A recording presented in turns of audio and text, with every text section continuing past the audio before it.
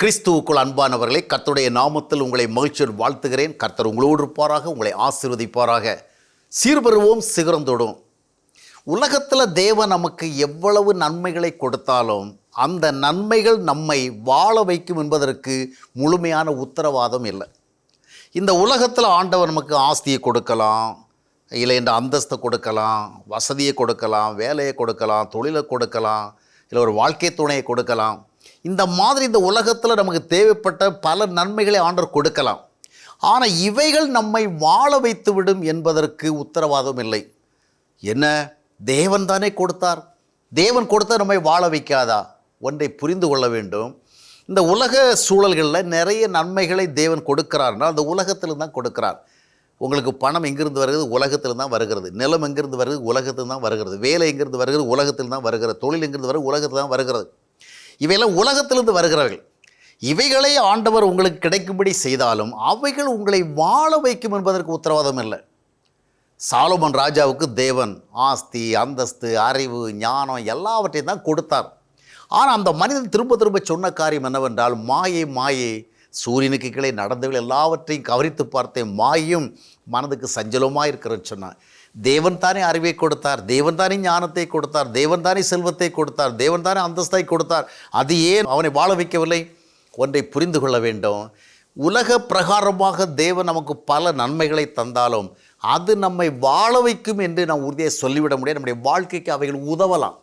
ஆனால் நம்மை வாழ வைப்பது எதுவென்றால் அதுதான் தேவன் நமக்கு கொடுக்கிற ஒப்பற்ற நன்மை. அவருடைய ஐக்கியம், அவருடைய உறவு, அவருடைய பிரசன்னம், அவருடைய வார்த்தை, அவைகளுக்கு நம்மை வாழ வைக்கிற ஆற்றல் உண்டு.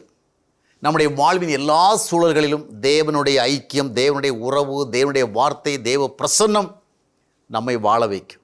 வாழ்க்கையினுடைய எல்லா மேடு பள்ளங்களிலும் குறை நிறைகளிலும் அப்போஸ்தலன் பவுல் அழகாக சொல்வதை நாம் பிலிப்பியர் 4:11 வாசிங்க. எந்த நிலைமையிலும் மனரம்யமாக இருக்க கற்றுக்கொண்டேன்.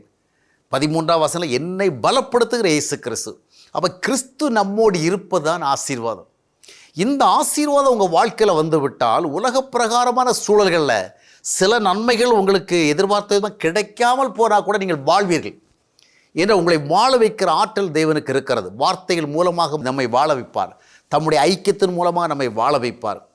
ஒருவேளை இந்த ஆசீர்வாதம் நமக்கு இல்லாமல் உலகத்தில் நமக்கு காசு, பணம், ஆஸ்தி, அந்தஸ்து, வேலை இதெல்லாம் கிடைத்தா கூட அவைகள் நமக்கு எந்த விதமான ஆசீர்வாதத்திற்கான உத்தரவாதத்தை கொடுக்காது.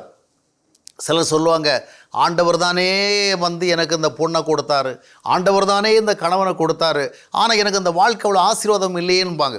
ஆண்டவர் தான் அந்த வேலையை கொடுத்தார், ஆண்டவர் தான் அந்த தொழிலை கொடுத்தார், ஆனால் எனக்கு அவ்வளோ ஆசீர்வாதமாக இல்லை என்று சொல்வார்கள்.